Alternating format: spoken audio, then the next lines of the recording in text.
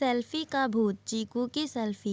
एक दिन जंगल में चीकू बंदर को एक मोबाइल फ़ोन मिला। वह उसे पाकर बहुत खुश हुआ।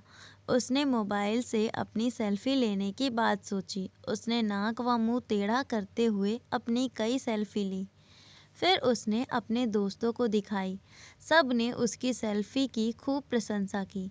चीकू का उत्साह और बढ़ गया। अब वह हर रोज़ जंगल के अलग अलग स्थानों पर निकल जाता और नए नए अंदाज में सेल्फी लेने का प्रयास करता। उसके दोस्त उसकी सेल्फी की खूब तारीफ करते, जिससे चीकू खुशी से फूल जाता। चीकू की माँ को उसकी यह नई आदत बिल्कुल भी पसंद ना थी। एक दिन जब वह जंगल से घर लौटा तो उसकी माँ ने कहा, देखो चीकू, तुम्हारा यह रोज रोज जंगल के खतरनाक जगहों पर जाकर सेल्फी लेना ठीक नहीं है। कभी कोई चूक हो गई तो? अरे नहीं माँ, मैं कोई बच्चा थोड़े ना हूँ। अब मैं बड़ा हो गया हूँ। चीकू ने अपनी माँ की बात काटकर कहा, मुझे अपनी रक्षा करना अच्छी तरह आता है।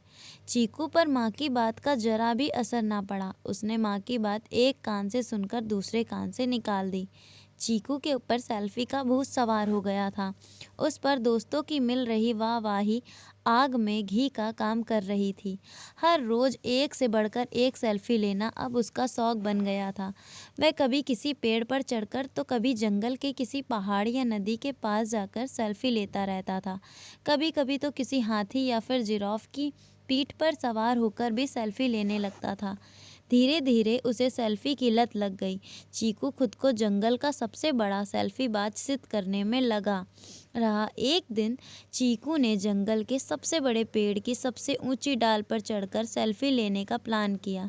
पेड़ की उस डाल से सारा जंगल चारों ओर दूर दूर तक दिखाई देता था। चीकू इस अनोखे दृश्य के साथ अपनी सेल्फी में लेने के लिए पेड़ पर चढ़ गया।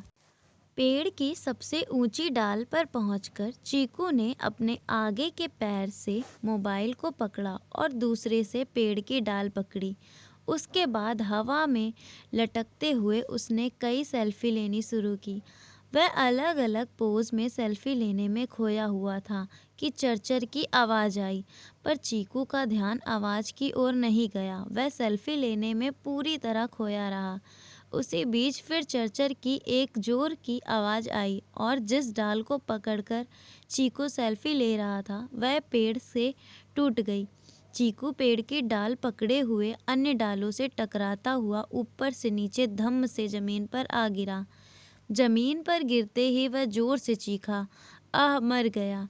उसकी चीख सुनकर आसपास के जानवर दौड़कर उसके पास आए। सबने देखा चीकू जमीन पर पड़ा दर्द से करा रहा है। वे उसे उठाकर तुरंत जंगल के डॉक्टर भालूराम के पास ले गए।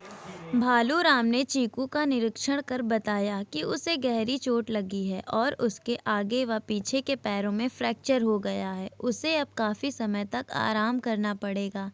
इसी बीच चीकू की माँ भी चिंपांजी से खबर पाकर वहाँ आ गई थी।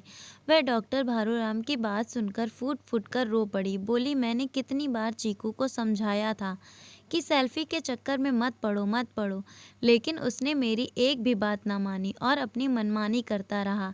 आज सेल्फी की लत से उसकी ऐसी दुर्दशा कर दी। चीकू को डॉक्टर भालूराम की दवा से थोड़ा आराम मिल गया था। वह अपने पास बैठी अपनी माँ को रोते बिलखते देख रहा था। आज उसे अपनी माँ की समझाई एक एक बात याद आ रही थी। उसे अपनी माँ की बात ना मानने पर बहुत पछतावा हो रहा था। वह दर्द से कराहते हुए बोला, माँ, मुझे माफ़ कर दो। आपकी बात ना मानकर मैंने बहुत बड़ी भूल की है। अब मैं आपको यह वचन देता हूँ कि मोबाइल को कभी भी हाथ नहीं लगाऊंगा और ना ही उससे कभी सेल्फी लूँगा। मैं अपनी यह सेल्फी की लत को भी हमेशा के लिए छोड़ दूँगा। चीकू को अपनी भूल का एहसास होते देख उसकी माँ उसे अपने गले लगाकर बोली, बेटा, इसमें मोबाइल का कोई दोष नहीं है, बल्कि दोष तुम्हारा है। तुमने अपनी जान जोखिम में डालकर सेल्फी ली थी, जिससे तुम्हारे साथ इतनी बड़ी दुर्घटना हुई। अगर तुम सही और सुरक्षित तरीके से सेल्फी लेते तो इस हादसे का शिकार होने से बच जाते। चीकू ने माँ की बात को गांठ बांध लिया, साथ ही सेल्फी की लत को भी छोड़ देने का संकल्प लिया।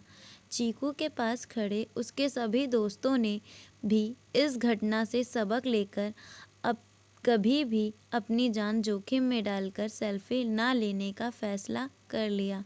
Thanks for watching.